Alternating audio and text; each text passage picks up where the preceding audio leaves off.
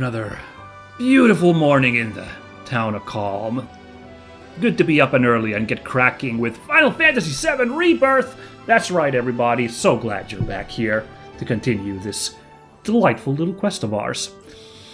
Yes, last time we wrapped up the long backstory of Cloud and Sephiroth about that fateful trip in Nibelheim and Mount Nibel.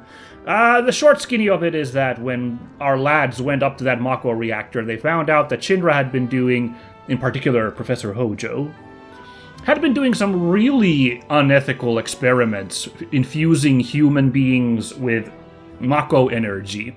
Now, also, there happened to be a chamber of something called Genova, which was the name of Sephiroth's mother, which made the hamster in the wheel inside Sephiroth's brain run and realize, shit, I'm an artificial human. And he went kind of nuts a little manic, as he researched his backstory, realized that this Genova was seemingly the remains of an ancient that Shinra had dug up from the strata of the earth. A really grody one compared to Aerith, if these two are supposed to be ancients. And, and he was some kind of artificial human, basically tried to, make a super soldier using the genes of Genova. And that gave him kind of a mega superiority messiah god complex thing. Hey, Tifa's over there. Hey, Tifa. And he torched Cloud's hometown and almost killed Tifa, question mark? And a bunch of other awful things as he went crazy. And then Cloud confronted him, and we don't know how that ended. He really shouldn't have been able to beat Sephiroth, but we don't know about that. Now, in present day, we're in Kalm, ready to set off. Cloud and Tifa had a bit of a spat, because Tifa found a few holes in Cloud's story, and also is a little offended that Cloud has been so silent about where he's been all these years. And Cloud has some seeds of doubt about Tifa's identity, because that really was a bad hit that Tifa took from Sephiroth's blade. Now, Tifa does have the scar to prove that she got hit and has recovered, so, But let's not worry about all that drama for the moment, because now we get to dick around. This is probably going to be a real walking around town, letting things sink in, and a lot of tutorial, maybe. Well, that's not true, because the flashback took care of a lot of tutorial, but I imagine a lot of tutorials for the non-combat kind of world exploration stuff. But before that, we also got a deck of cards for a local popular collectible card game called Queen's Blood. Was it Queen's Blood? Yes, Queen's Blood. Oh, by the way, we go to party now? Gang's all here! I love it, including Red, finally playable. I do believe he is supposed to be playable, so I'm looking forward to that, yeah? Yeah.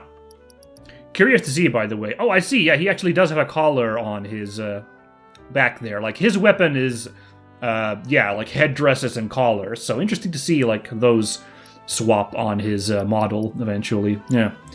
So, we got a couple of people to play cards with. Let's look at the map. Here we are at Kalm. And I was kind of waffling last time, because I know if I really get into it, I will sink an inordinate amount of time into the card game if I let myself get crazy with that. So I was really waffling last time of, should I save that as a bonus episode thing or something? Or just try to sink it at the end of the episode, because, yeah, I don't know. But what I was thinking is today we just do this right away. This guy's right here. Raring to play, but what if I lose? And right, this kind of, I'm sorry, is that Ross O'Donovan? That really looks like Rubber Ross. Oh, poor. I should just go up and challenge someone. Poor Mr. O'Donovan, having to be the newbie card guy like this. That feels bad. Okay, but anyway, I was thinking, let's start the episode with this, and while we're playing this... What do you want? Don't scare me like that! I can talk with... Oh. You don't want to play Queen's Blood, do you? I was hoping that... Oh, what am I thinking? You look like you'd murder me! Ned. Oh, God, this is too much! I think I'm gonna throw up. Don't give me that look. It's perfectly healthy for adults to cry too, you know. People call me crybaby Ned. Poor guy. Because the more tears I shed, the better I get at Queen's Blood. Hey, can-do attitude.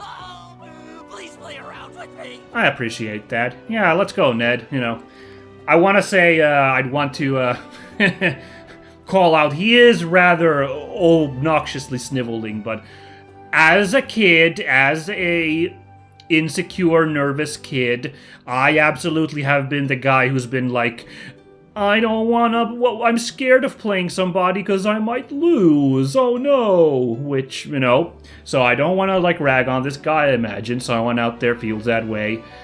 If you're like that, if you're a young viewer who feels like that, hey, someone has to lose in the game. They're not gonna think bad about you if you are the one who loses. It's a learning experience, so try not to worry about it, okay? Okay, and if they do get on your case for losing, they are a certified loser themselves in a totally different way, and you don't need to concern yourself about them any further. So, there's my PSA for the day. Let's go, Ned. Yeah, I was thinking we could talk about that flashback sequence while we play Ned here, you know, and the other guy possibly as well, you know? If I can, you know, taking a mulligan. If you don't like some cards you have drawn, you can put them back in and draw new ones. You cannot play high-rank cards right away. It is often a good idea to return them to your deck in hopes of getting ones that will help you early on. Well, I got a pretty good hand here with three fellas here, Queen Bee and the security officer. So I'm good with this hand, but select the cards you wish to mulligan. Oh, I can mulligan a bunch of them? Okay, there we go. Lots of ones. Easy. Okay, cool. That's very handy. So how does this Queen Bee work? You gotta, like, put it... Like, it can only cover, like, really far away ones like that. Okay, so the security officer is the obvious choice here. Right, sorry. So, I was gonna talk about, if I can, you know, multitask here and talk about my thoughts about the flashback sequence while playing card. I'm gonna try. So, yeah. Hope you're not skipping past this if you're not interested in this content. Oh, same play, Ned. Very smart, very smart. I dig it, I dig it. Ooh, kind of bad positioning with this J-Unit sweeper there, though. Is there any trick I could play? Not really, unfortunately. That's too bad. Yeah, so, because that flashback sequence, as I mentioned, a very famous, you know, sequence in, I'm just gonna do that, whatever. We'll see how it goes. I might as well lose one game. It's a learning experience, like I said. And Ned needs the booster. It's a very famous sequence in, you know... In, you know, the, history of you know, Final Fantasy, like Final Fantasy VII in particular, that flashback sequence. So I was very interested in seeing how it plays out, you know, in this, Oh, hold on, I'm looking at the wrong... That's the point value, but the two pawns are right. I was doing this wrong. Whoopsie-daisy. I screwed up. Yikes. Okay, well, a learning lesson, as I said. Screwing up like that, huh? Okay, okay. No worries, no worries. So, yeah, let's talk about what I thought that happened better in this take of the game. No, I want to do the standard comparing the sequences thing that I, comparing the different, versions of the game, like as I have oft done, in my previous playthrough. I want to do that here. Let's compare the original flashback sequence to this remake's version and what I thought. And I want to talk about what I actually think was done better here in the remake compared to the original. If you are one of those people who don't want to dwell on, who don't like... If you're one of those people who are experiencing Final Fantasy for the first time and you don't really want to get, put up with me talking endlessly about, Final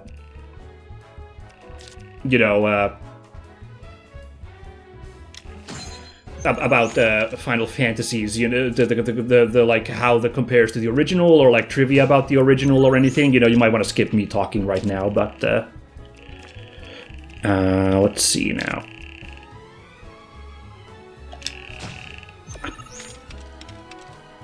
Oh, yeah, you got a pass, Ned. Looks like I won. Because then we do... Hold on. Actually, we're gonna just do this. Sorry, Ned. I was playing really suboptimally, and I happened to win anyway, so... Thank you. Thank you. Thank you. So yeah, the things that I think happened better here in this version. Well, I think the obvious one was the actual destruction of... Nice, crystalline crab. The actual... Oh God, I lost. But I feel a lot better after having a good cry.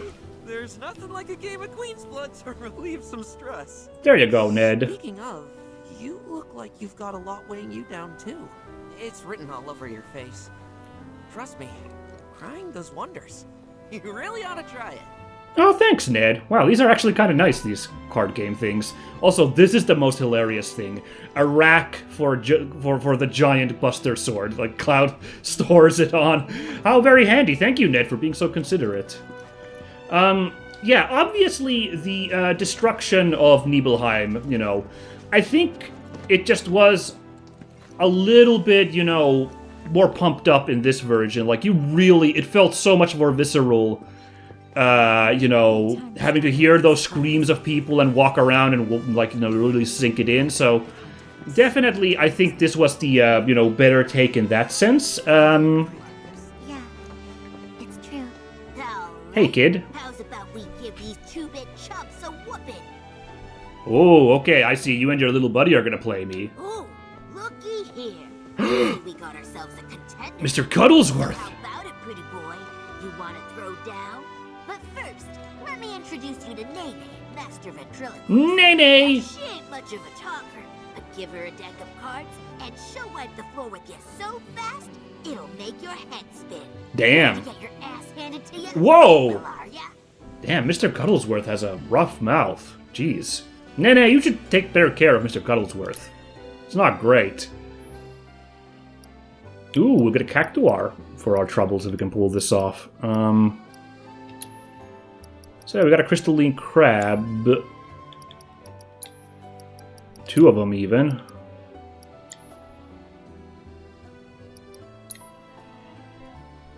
Can't have more than 15 cards. I don't know, how do I get one out if I wanted to, if I wanted to swap crystalline crab out for something.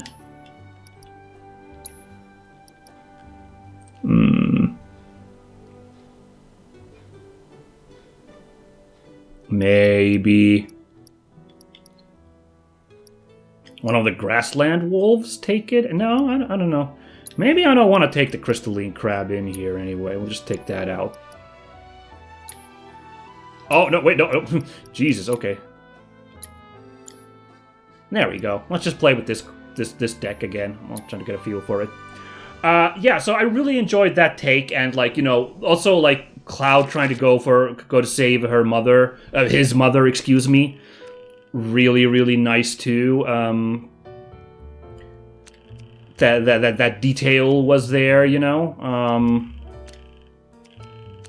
So I thought that worked a lot better. And I also think I enjoyed Sephiroth's descent to madness a little bit more in this version than in the original. Because in the original, you see Sephiroth being manic in the mansion. And then when you walk in on him, he has, fully flipped into, God mode. He's acting real crazy, about acting's very superior, I am one of the inheritors of the planet, and you are all you are all the worms on this planet wasting time, that kind of energy there, if that makes sense. Because like in this one, he just like when he snapped, he just went completely silent, which is way scarier. Like what's going on in his brain, like what's happening, you know. And you know, it's like he built up to his god complex, because then at the end when Cloud confronted Sephiroth at the plant, you know, that's when he was like, you know, I was chosen to inherit this planet, Cloud. You know. Ooh. Yeah, let's do this. That moo there. Get them points up there. Uh-oh. Ooh, okay. Ooh, Magic Pot is building up, but I can't really figure out how to do a smart play for that. Could really push up here if I really wanted to, just like really force my... But I think this one's a little bit better. Let's see...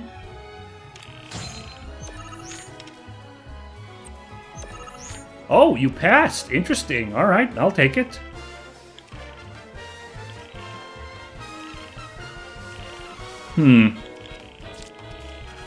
Oh yeah, this is actually a pretty smart move. I get these couple here. Merci.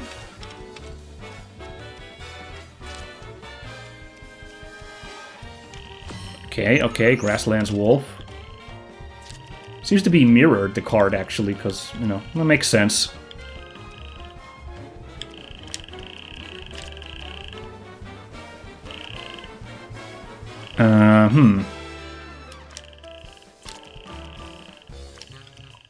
Sorry, I should be talking again about the flashback sequence more. I don't know. Also, of course, like I already talked how cool the Materia Guardian showing up here was compared to, you know, no, this is actually smarter because this Rose kind of got in the bag here. Unless she pulls a weird card here, but anyway, I'll try to work this one for, you know, rather. In fact, looks like she's all out of tricks, because I...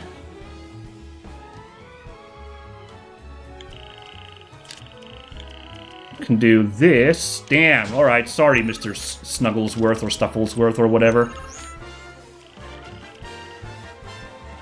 We're good. Yep, I'm good. Thank you. Merci. Merci. And merci. Now, there was still definitely things that I think... Cactuar, yeah. Ooh, raises allied card effective health by 3 while this card is in play. Very powerful. Thank you, Cactuar. Phew, this guy packs one hell of a punch. But hey, you can't win them all. Besides, what really matters is you were brave enough to take on a bona fide card shark like Pretty Boy here. Sometimes you gotta take the L if you're serious about upping your game. Listen, kid, you got what it takes to be a champ. I'd bet my bottom gill on it. Now why don't you show Blondie your appreciation for being such a good sport? Thank you for playing cards with me, mister. Aww, she's cute. Alright, good job. No sword rack here, though, that's fine. Alright, well, those were pretty speedy games. It really only took me long because I was yammering this much, so, you know. I might just do these when these pop up, then, if these card games are this fast, you know. Because that seemed to be quite alright. Oh, there's the edit button. Now let's start building up this new deck here. No, not exactly 15 cards, but you know, one day I'll have, and we'll see how then this deck works. Well, right now it's a little front-loaded with high power cards, so might have to think about that. Oh well, this one's like nice balanced, you know. Looks like 8 of the 1 pawns, 6 2 pawns, and then like 1 3-pawner to cinch it. Seems like the, you know, smart one. Alright, these are gonna get way harder, I'm sure. I'm gonna really struggle with them, but we had a couple of easy ones here. Yeah, let's close my thoughts about the flashback sequence, so we can move on from this. So thoughts about, of course, what I think the original flashback does do better. There's a lot of presentation things, which actually I think the original does way better, even though, like, obviously this game is, you know, graphically, with graphical fidelity-wise, way ahead. The blocky, polygonal PlayStation 1, but the vibes of the PlayStation 1 and the cinematography work and everything, I still think win out in some moments. The music cue with Sephiroth going insane, I talked about that a little bit last time. Way better in the PlayStation version, because again, they've been teasing Sephiroth's theme up to that point. It's just been the opening notes, those ominous bell tolls. You know, that's what's been playing in the Shinra Mansion as you explore it. Then when Sephiroth finally states his intent to inherit the planet and get rid of all of us little insects living here, that's when the song hits in full, you know. And you're just like, oh my god, you know, when like the full depravity of like, or his full descent into evil has like now set, you know. So that definitely works better there, is my take. And yeah, like, the stuff with the mayor was a little silly, like, you know, I wish one of them just tried to shoot Sephiroth and he, like, instantly blocked it with a swish of his sword to demonstrate that you can't beat him with a gun. Like, a normal person can't just beat him with a gun, you know. They did that when Raditz comes down to Earth in the first episode of Dragon Ball Z, you know, to drive that point home. So I find it, and that was a very comparable sequence. I find it silly that they didn't do that. Now we had the really silly sequence where they just kind of stand around threatening him with a gun and no one takes a shot when he keeps cutting them down one by one. That was a little... And, I did say that I liked Sephiroth, you know... Sephiroth kind of working up to the realization in that chamber with all the pods, whereas in the PlayStation version, he just seems to really suddenly go nuts. Part of that could be the limited presentation of the PlayStation, but whatever. But I do think that the horror of that creature in the pod is way creepier in the original version.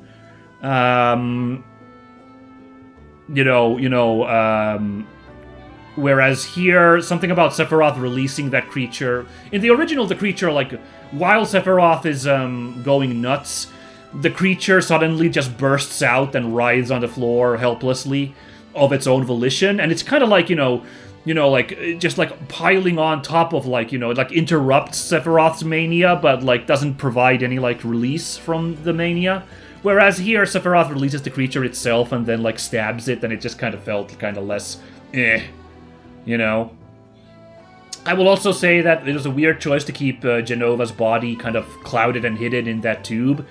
In the original, they show Genova's body in its full horror, which I think works really well because it really juxtaposes with the, like, almost childish, like, adoration that Sephiroth is, like, showing to his quote-unquote mother, you know?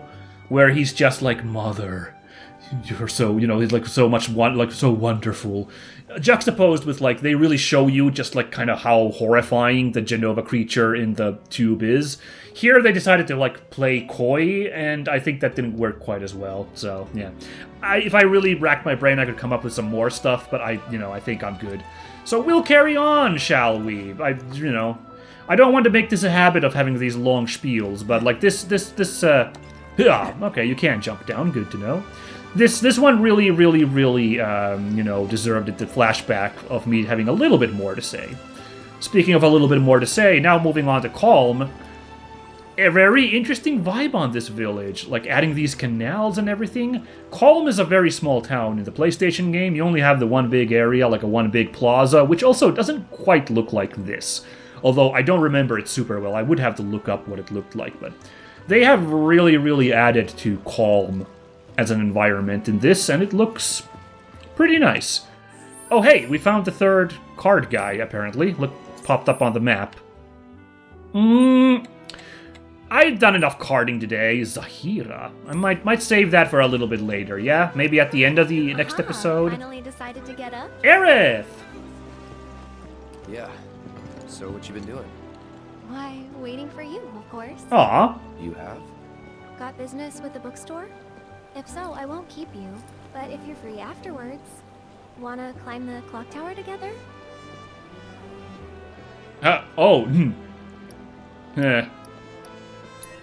Oops, I didn't mean to. Have to. Ah, You man. got a real way with words. Oh no, my relationship. Lucky I speak your language, mister. Oh, that's cute Since it was though. my idea, I'll go get the tickets.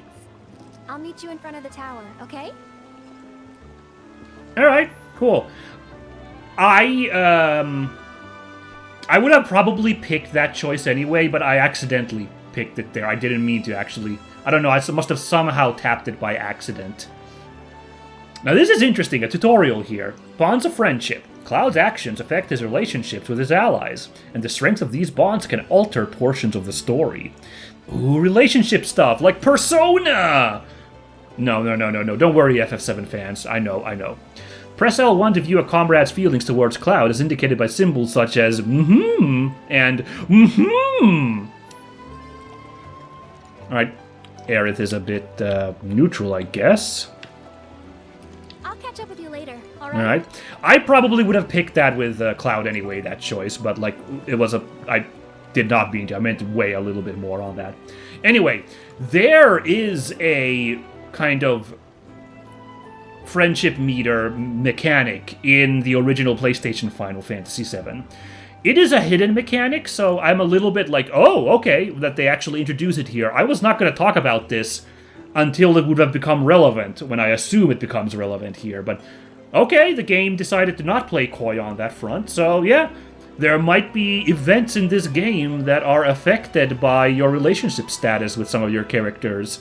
And apparently, you know, now I need to be... Because I'm now guessing about a bunch of stuff, of course.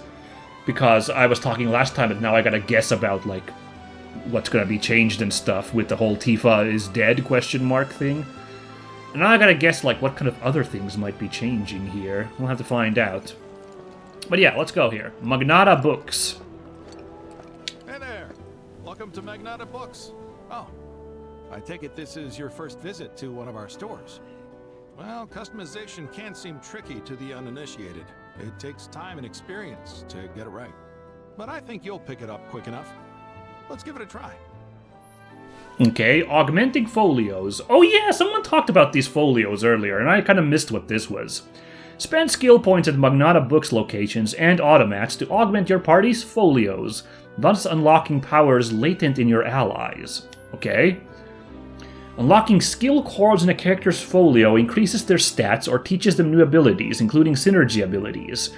Okay, so is this like, have they revamped the, like, weapon leveling up mechanic that was in Remake? Because that had the whole weapon augmenting thing. I wonder if that's the case. Like, this sounds like now, or is this just a mechanic on top of that? I don't know. Let's do it though. Select Cloud's folio. The orange skill cores can be unlocked by spending skill points. Oh my god, wait a second. Move the cursor over a skill core and see what it does. For now, move the skill core on the upper left. But wait a second, you folks. Is this the sphere grid from Final Fantasy X? Did they just like super bring that back and now we're doing it again? I don't hate it. I like the sphere grid in Final Fantasy X. That's also kind of Path of Exile kind of does something similar, so, you know, I suppose a lot of games could do that, so I dig it. But yeah, let's go. Firework Blade, a synergy ability. Cloud uses Aerith's magic to unleash a ranged attack. Oh, okay. Needs Aerith as the partner and increases the limit level. Alright. Displays the ability granted an SP cost. 5 SP. Ooh, 5 SP. Oh, but SP is the unlocking thing. Now to unlock the skill core. Oh, just hold it. There we go. You have mastered a new synergy ability. Yay. As you unlock skill cores, adjacent cores become available in turn. You are free to choose which skill cores to unlock and when, adapting a character's strength to suit your playstyle. Increasing the party level creates more skill cores. A character will earn SP when they level up or when they acquire manuscripts such as The Art of Swordplay.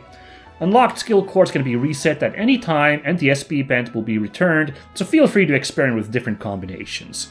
Well, that's very kind. New for now, but we haven't even skimmed the surface. Believe you me, there's much more to this than meets the eye. It may not seem like it yet, but you'll see. Okay, I like it. Let's do it. What'll it be? Let's level up everybody. Ooh, I like these folio designs. Very cute. Ooh, reds is cool. Yeah. Yeah, because there's not a whole lot here, so I hope more stuff unlocks as we go through this, but yeah, that's actually really crazy that you can reset everything for free. Like, I know respecking is very popular in modern gameplay, and fair enough. But I, would have thought that at least be like some kind of cost related to it. I guess not. Alright. Barrett, what do we got here? Ooh, Barrett and Red 13 hone their focus. Temporary 3-charge ATB gauge. Or over here, Iron Defense. Oh, okay, I guess this is like with anybody? Well, there's only a couple things here, so it would... Or unless this chain continues over here, actually. Interesting, interesting. Very interesting. Yeah, but this one, since this one has so much utility for everybody, I think this is the smart choice to take, so I'm gonna take that one.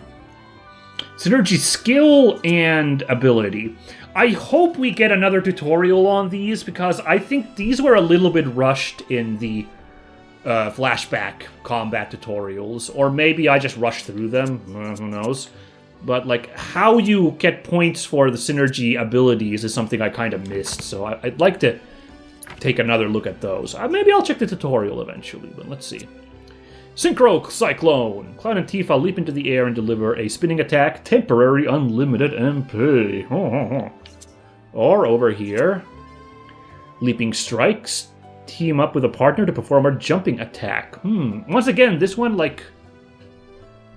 more synergy with everybody, so... yeah, I don't know. Let's do this for Tifa as well, and let's think about the other two. Maybe pick up something a little more specialized, just for funsies. Interesting, these impulse things. Just use fire spells without using MP. Fascinating. Aerith. Alright, so here the utility is Bodyguard. Ask your partner to... oh, okay, so it's the opposite of Barrett's ability. That's kind of fun. Or these two being awesome. Yeah, let's do that. Girl power. I'm always up for that. Yeah, I didn't have to think about that too long. Oh, I realized I can just hit R2 to, like, quickly cycle. Whatever. Red and Barrett, once again, being funny.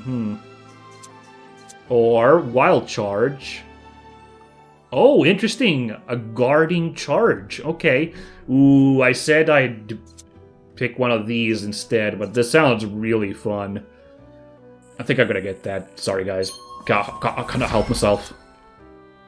We'll get a wind element for him. That's kind of fun. See you around. That's actually, I kind of like, if we spec'd red with wind element, because I know he's colored red and his tail is on fire and his name is Red, but he's got that warrior poet energy, so, like, wind would be an unusual but kind of fitting motif for him, I think. So I'm kind of feeling that. There's that card shark still over there. Yeah, I might save that for the end of, today's recording session, so tomorrow's episode, or maybe this is maybe start of next episode. We'll have to see where we end up here, but I'm gonna let that sit for a bit. Tifa! Hey, how's it going? Morning. Oh, right, we're a little... Everyone's kind of off doing their own thing.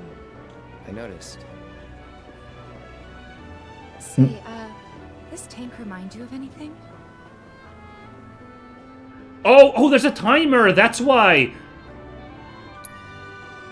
Yeah. Place I made that promise to you. Ooh! Remember the dress I wore? It was one of my favorites. There was actually two choices to refer to Nibelheim, but this was the more committed one, yeah? A bit of green in there? Yeah.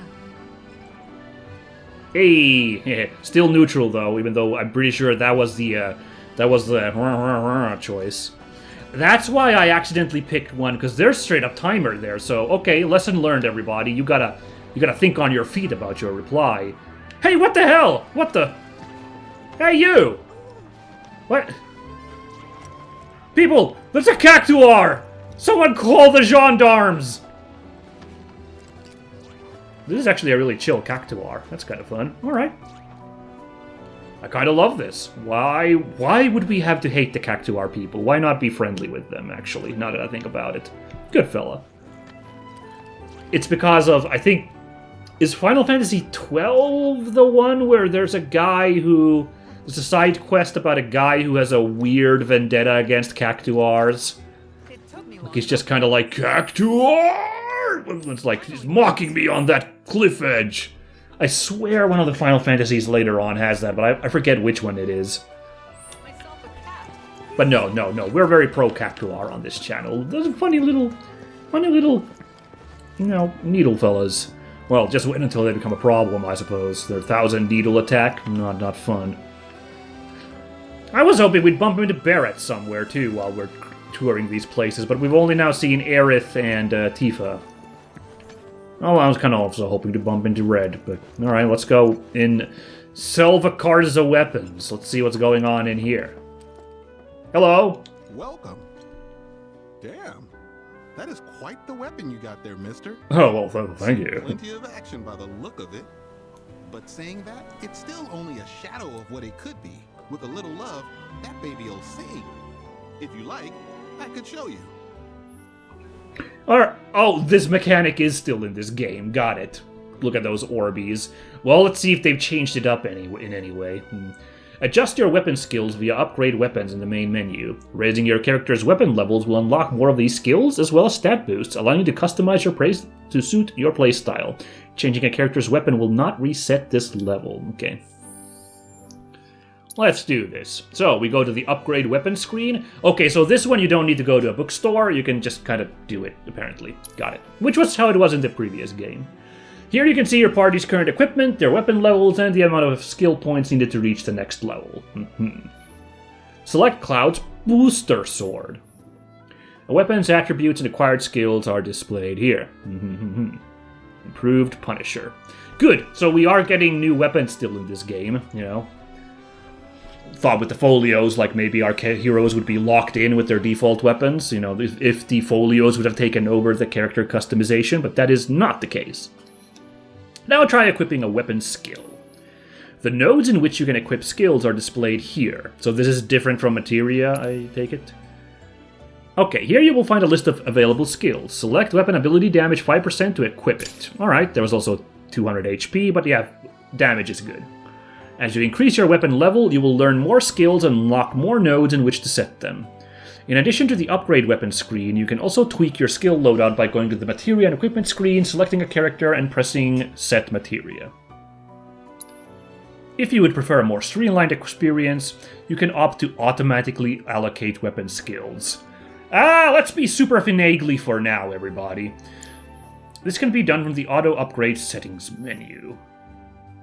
Okay. Manual balance, prioritized attack, prioritized defense. You can choose how to auto-optimize your weapon skills using the 3 available options, prioritizing attack, defense, or striking a balance between the 2.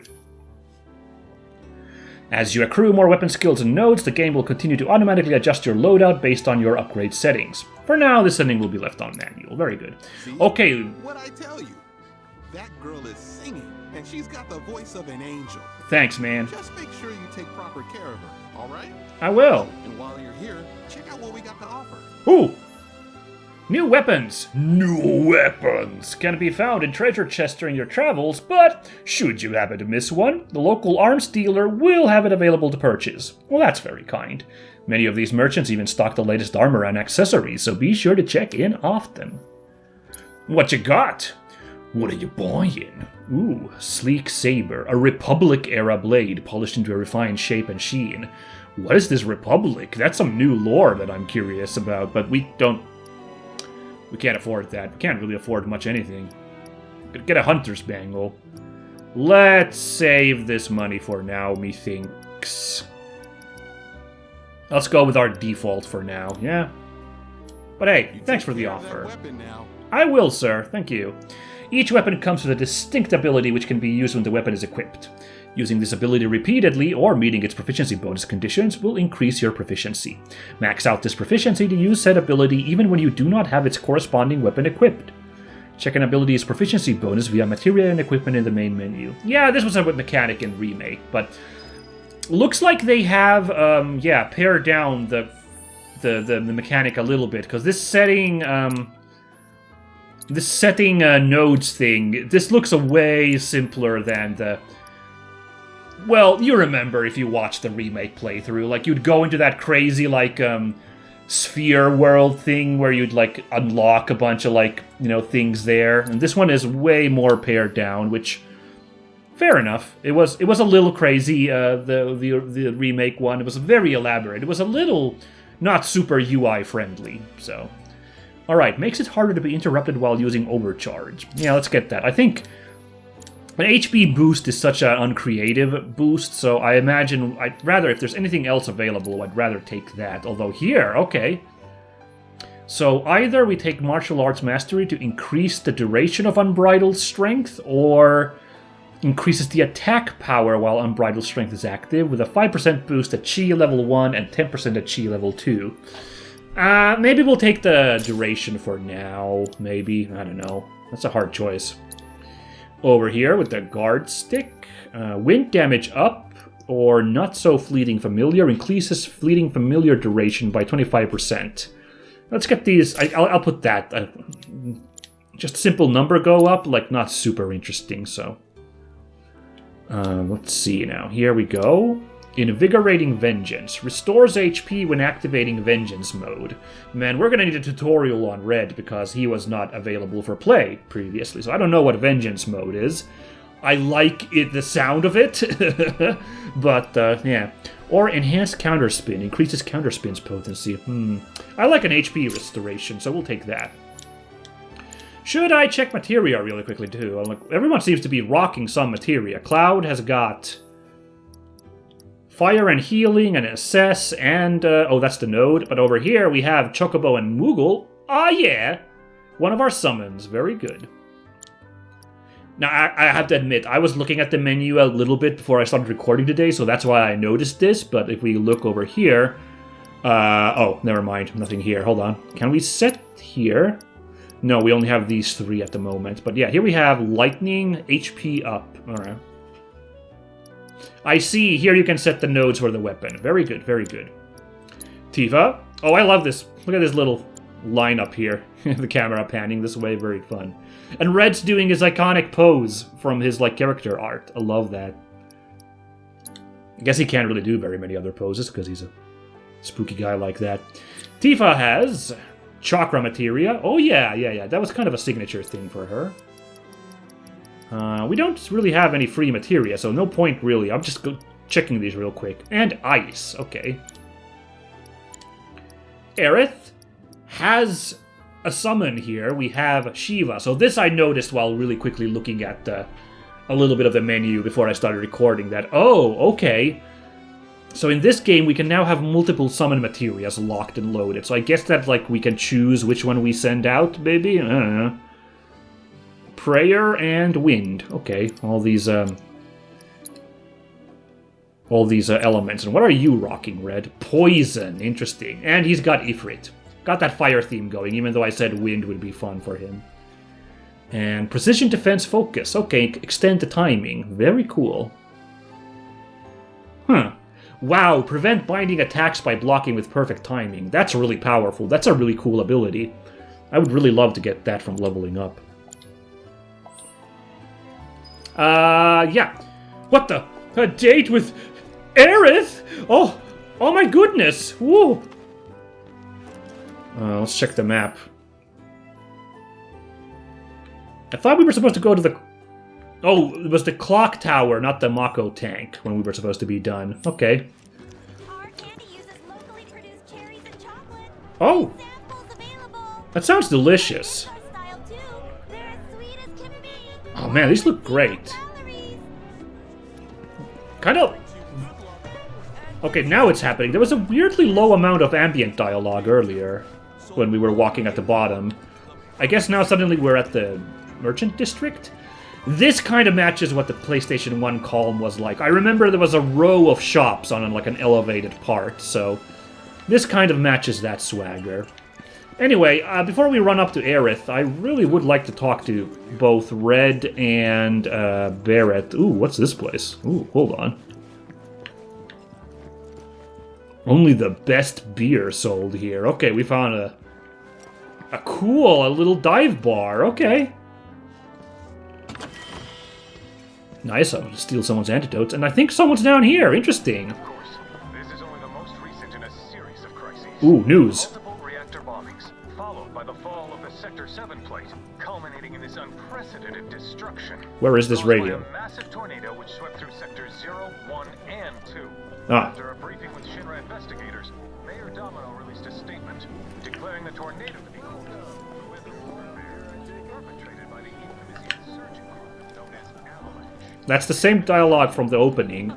Which, by the way, we still don't know what the hell that was. The opening with that mysterious black-haired swordsman. Yeah, I don't know what's going on there. Yeah, that made very little sense still, and I'm very confused by that. And I'm very confused that the dialogue here seems to match that, when very clearly the events there did not seem to match this world we're in right now, because everyone was dead or dying by the looks of it. I don't know. We'll have to see how crazy the plot gets. But anyway, Barrett, my man. Oh, you're having pizza. Oh, yeah, awesome. Look who it is. You up already? Drinking already? No, sir. Not gonna have a drop till 7th Heaven's back up and running. Oh, very cool. Oh, let's be bros with Barrett. First one's on me, okay? Now that's what I'm talking about. Gotta remember to order some top shelf stuff in that case. Hell yeah, Barrett. I love you, man. Got a long road ahead of us. Better make sure you're prepped for the journey. Ooh, I forgot to talk to Tifa for a second time. Oh well. Well, I'm glad that I found Barrett, and okay, it was an alternate route into this dive bar, so I just happened to find the weird back alley. Right, yeah, I saw this sign for the Rusty Arrow, actually, so okay, cool. There's still Cactuar still having a jolly old day. This is such a quiet, peaceful town. It is, isn't it? Did I talk about this last time? I might be repeating myself here, but I think I didn't, because I was, when we got out here and this music started playing, we were pretty close to episode end. This is one of the biggest, nostalgia bomb songs in this game. Like, this just fills me with warm fuzzies, this song. Like, this song is called A Head on Our Way. It's, it's one of those, I don't know, how much other Final Fantasy VII fans, think of this song in particular, but this one I really associate with, the vibes of FF7. Its coziness is remarkable. In fact, I think this I didn't say last time, but, years and years ago, Santa Claus was really kind to me for some reason. I'm not even sure why, but Santa Claus decided to gift me with a acoustic guitar. I was like, whoa, okay, because, alright. And of course, I put a little bit of time to learn it. I never got good, so this is not some kind of, me bragging about my abilities. I didn't put a ton of time into learning guitar, but, a little bit. But I practiced with that guitar then once I had that. And I, being a big nerd, I went to GameTabs.net. GameTabs. It's a website where you can find people who have made guitar tabs for video game music. And one of the very first songs, this is the song that I wanted to learn. So I put quite a bit of time in learning the very simple strumming for A Head on Our Way.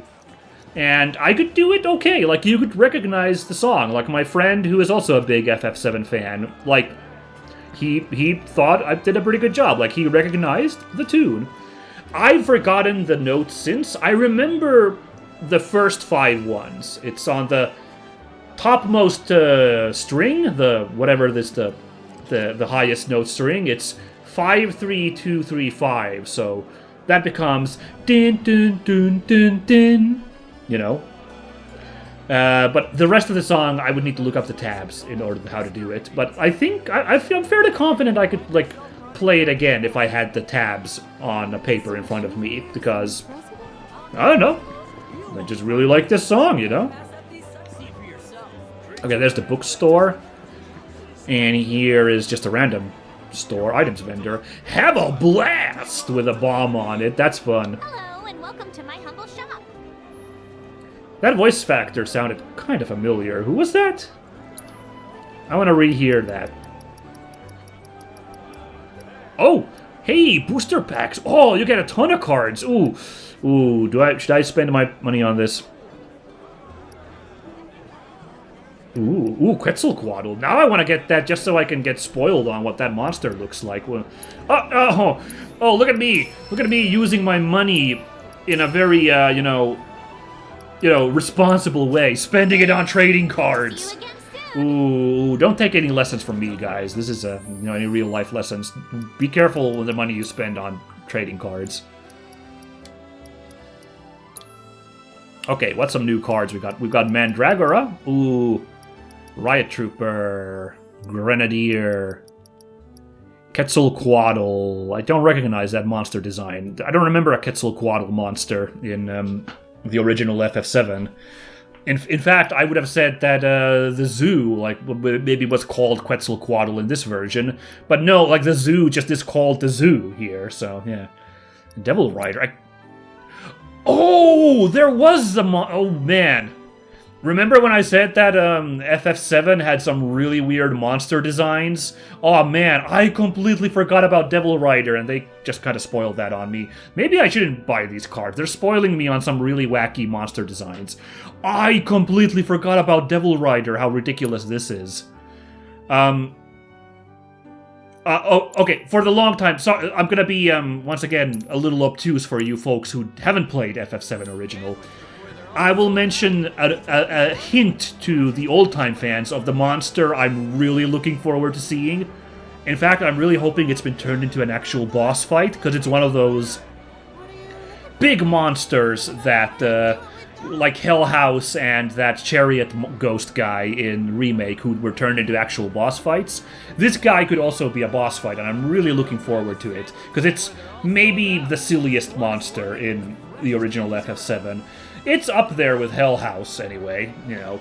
It's something that involves dinosaurs. That is everything I'm saying, otherwise I don't want to spoil it for anybody who is experiencing this for the first time. Look forward to something fun involving dinosaurs, okay? Okay. Just being so obtuse. I'm sorry, guys. I can't help myself. I'm so giddy about this game. Ooh, what's going on over there? Is that just a leak of Mako? Hold on. And where is... I really want to find Red, you know? Yeah, there's the Mako tube there that's just leaking, but I can't figure out how to get there, actually. But yeah, I don't want to go talk to Aerith until I found Red. So here's this person. At least this is good to know. Okay. If I had to guess... Oh no, you can climb elsewhere. Never mind. Oh! Oh shit! Oh no! I'm so sorry, ma'am. You had built such a cool box fort. Oh my god, I did not think... Oh man, I gotta walk away. Ugh. Ooh boy, I'm embarrassed. Anyway, yeah, I thought that you could only climb out of the water on that yellow mark thing. I'm so used to that mechanic in modern games, but no. You could climb up anywhere. Very good. Hell yeah! No, wait, no. Oh, this kid's got a buster sword like me! Hey, cool. Anyway, we're supposed to be like anti-Shinra, so my bad. No, yeah, no, not soldier. Become a freedom fighter. That's cool. Dang it, I can't find Red anywhere. And this town actually has kind of a confusing layout. It's a little, labyrinthine, shall we say. The layout of this place. But I do appreciate all these beautiful details, like this little hanging garden thing here. Like, wow. You gotta love it.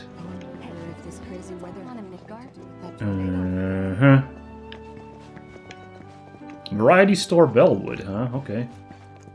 There's Red. Okay, see, I was scared of coming down here because it looked like the gates out of town were here, and we obviously can't leave yet, but it turns out Red wandered down over here to hang out. What's up, my man? I take it our equipment is in order. What are you doing here anyway? Standing watch. One can never be too careful with Shinra. Alright. Good boy is very rude. I knew I could count on you. Flattery will get you nowhere. Darn it. Ah, man, I think I'm playing Cloud too nice. He's supposed to be a little brusque, right? So I think he should have at least here have been like, thanks. Rather than... I don't want to play super rude Cloud, but, like, you know, just play all the meanest choices. But, like... Oh, man, like, Cloud is still... He's a little standoffish and a little... Doesn't play well with other people, right? You know, so I should play him more to the character. I'm sorry about that, everybody. I'll try to be more careful with that.